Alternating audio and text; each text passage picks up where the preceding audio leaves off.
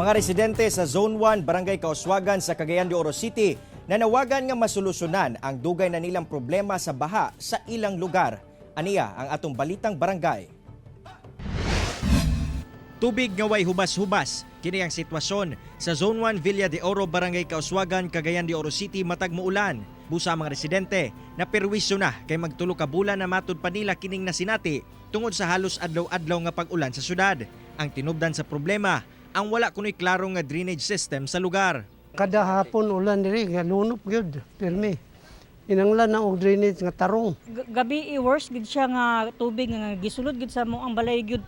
Kami tanan sudlan gid tanan diri na mayo diri. Bisan mga motorista nga adlaw-adlaw gabiyahe sa lugar, wa sab kaikya sa problema. Grabe gyud. Magwanta para ni karno kaduha ko napatay. Kami ang motor po say di mo kapiyansa kay mga tumbame di mega kuan kay basa mong kuan inang air cleaner di mega kuan pa andar. Adlaw-adlaw nga kalbaryo ang gakasinati sa mga residente, ingon man mga motorista nga gaagi dinhi sa Zone 1, Barangay Kauswagan, tungod na sab sa way hubas-hubas nga baha. Panghinaot nila nga matagaan og solusyon gikan sa otoridad ang maong problema.